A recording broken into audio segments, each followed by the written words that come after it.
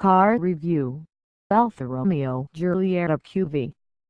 It seems the default choice for a premium hatchback these days is Teutonic in origin. Whether it has a three-pointed start, four rings or a blue and white roundel, the Germans seem to have the market all wrapped up. What if you want some passion with your prestige though? Step forward the Italians with the gorgeous Giulietta. A competitor to the Audi A3 and Mercedes A-Class, the Giulietta is a 5-door hatchback pretending to be a sporty 3-door. The nose is reminiscent of the 8C and 4C sports cars with subtly sculpted flanks leading to an attractive rear end with distinctive tail lights. We're not looking at any old Giulietta, however. This is the top quadrifoglio verde QV for short model, meaning cloverleaf in Italian. It's been the symbol of the most athletic Alfa since 1923. The Giulietta QV gains a couple of big bore exhaust pipes, sporty side skirts and 18 wheels. In this instance, glorious teledeal items that hardback to fast Alfas past. These items and cloverleaf badges on the front wings aren't the only things that mark out the QV though. Under the bonnet is the same 1750 TDI turbocharged 4-cylinder engine and 6-speed dual-clutch TCD gearbox that's found in the 4C. Like in the mid-engine two-seater, it has 237 bishop, enough for a 0 to 62 mph time of 6 seconds dead. Driving the QV up to around 7/10 pace, all seems good. You wouldn't ever call it soothing, but it strikes a good balance between ride comfort and handling.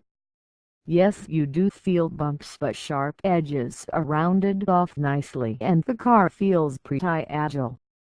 The gearbox shuffles between ratios smoothly and the steering is nicely weighted if not dripping with feel. You can calm things down further by switching from natural to all-weather modes on the 3-way DNA drive mode selector. This blunts performance but does tend to be the best choice for day-to-day use. Natural seemingly always in a gear lower than you want when you're being sensible. It also puts the traction and stability modes on high alert should conditions get slippery. It's the D in DNA that's most interesting though. That stands for dynamic. Not only does it make the engine even more responsive, it reduces the assistance of the powered steering to add weight and gets the electronic limited slip diff working as hard as it can to improve traction. There's even the launch control mode that in theory makes that 0 to 62 time easily achievable. Just put your left foot on the brake, give it full throttle and then step off the brake. The computers will do the rest. Assuming you're on a nice flat piece of tarmac with lots of grip, there's plenty of flashing from the traction control light in first gear before it hooks up in second and flies, making a fantastic noise in the process. Try accessing the performance on rougher roads, especially in the wet, and things get a little crazy. The differential isn't a true limited slip diff. Instead, it works by braking the front wheels individually, seriously limiting progress and causing the nose to wander to pile into a corner really hard, and the QV always seems safe but never really feels like it wants to play. Only braking deep into a corner will get any movement from the tail, and you can't turn off the traction and stability control either. The upshot is that it never feels like it's going to throw you off the road, but then never is it truly exciting. Not unless you're hard on the throttle with the steering wheel writhing in your hands and trying to stop it pulling you into a ditch.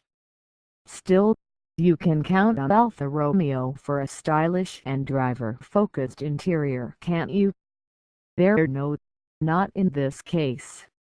For starters, it's like a coal bunker inside with an all-black dashboard, black seats and a black headlining too. There may be some colorful piping on the disappointingly unsupportive seats, but it's not enough to lift the interior ambience. Some cheap plastics don't help either. In the center of the dash is a touchscreen infotainment system which works well enough but is trumped by newer rivals. Overall, it feels a couple of generations old, which isn't really acceptable in a car that was facelifted just over a year ago. At least the boot is a decent size and rear legroom adequate. As a fan of much of Alfa Romeo's back catalog, I really wanted to like the Giulietta. I'll even go as far as to admit to being prepared to overlook a few foibles and the stiff £28,000 price tag for a bit of Italian flair and excitement. Look past the good-looking exterior and fantastic engine and you're sadly left with a car that was at best mid-pack when it was introduced around 5 years ago. Fast forward to now and it's way behind the pack in almost all areas. Alfa may be looking to facelift the Giulietta again, but really they need to put it out of its misery and pull the plug. Pros: engine looks, not the obvious choice. Cons: expensive. Dated interior, could be more entertaining to drive. The lowdown.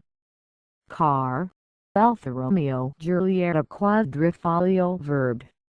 Price: $28,000.